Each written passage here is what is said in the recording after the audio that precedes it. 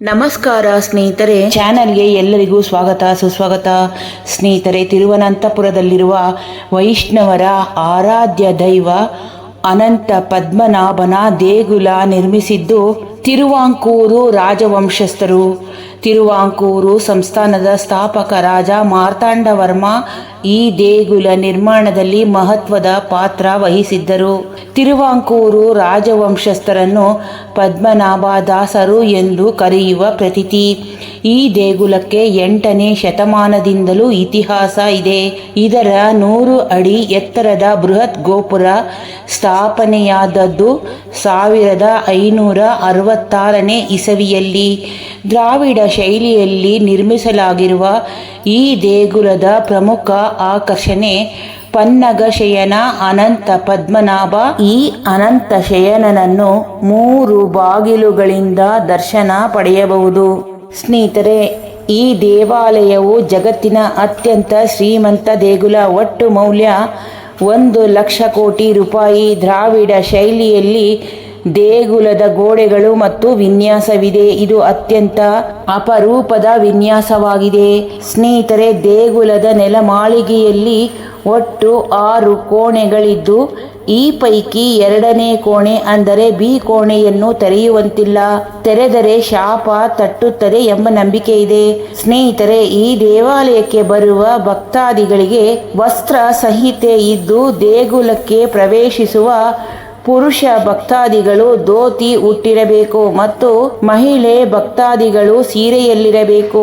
ಸ್ನೇಹಿತರೆ, ದೇಗುಲಕ್ಕೆ ಝಡ್ ಭದ್ರತೆ ಇದ್ದು ಅತ್ಯಂತ ಸುರಕ್ಷತೆಯಲ್ಲಿರುವ ದೇಗುಲ ಎಂದು ಕರೆಯಲಾಗುತ್ತದೆ. ಸ್ನೇಹಿತರೆ, ದೇಗುಲದಲ್ಲಿ 3.5 ಅಡಿ ಎತ್ತರದ ಚಿನ್ನದ ಮಹಾವಿಷ್ಣುವಿನ ಮೂರ್ತಿ ಇದ್ದು ಅದು 30 kg ತೂಕವಿದೆ. ಸ್ನೇಹಿತರೆ, ಈ ದೇವಸ್ಥಾನದ ಆಡಳಿತವು ರಾಜ ಮನೆತನದ ಒಡೆತನದಲ್ಲಿದೆ. ಸ್ನೇಹಿತರೆ, ದೇವಸ್ಥಾನದ ಆಡಳಿತವನ್ನು ರಾಜ್ಯ ಸರ್ಕಾರಕ್ಕೆ ಹಸ್ತಾಂತರಿಸುವಂತೆ ನ್ಯಾಯಾಲಯಕ್ಕೆ ಅರ್ಜಿ ನೀಡಲಾಯಿತು.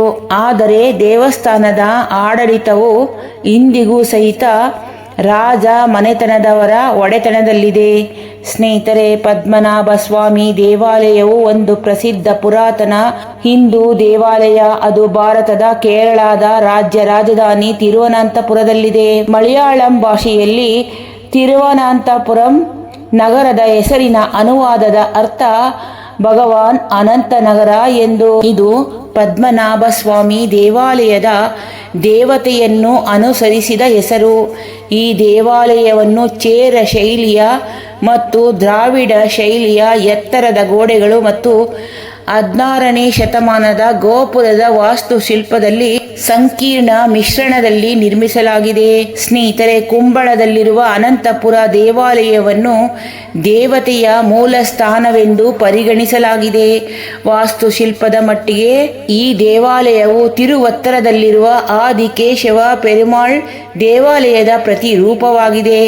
ಈ ದೇವಾಲಯದಲ್ಲಿ ಕಂಡು ಬಂದಿರುವ ಸಂಪತ್ತು ಜಗತ್ತಿನ ಇತಿಹಾಸದಲ್ಲಿ ದಾಖಲಾದ ಅತಿ ದೊಡ್ಡ ಸಂಗ್ರಹವೆಂದು ಪರಿಗಣಿಸಲಾಗಿದೆ. ಸ್ನೇಹಿತರೆ, ಪ್ರಧಾನ ದೇವತೆ ಪದ್ಮನಾಭ ಸ್ವಾಮಿ ಅಂದರೆ ಮಹಾವಿಷ್ಣು ಆದಿಶೇಷ ಎಂಬ ಸರ್ಪದ ಮೇಲೆ ಶಾಶ್ವತ ಯೋಗ ನಿದ್ರೆಯ ಅನಂತ ಶಯನ ಭಂಗಿಯಲ್ಲಿ ಪ್ರತಿಷ್ಠಾಪಿಸಲಾಗಿದೆ.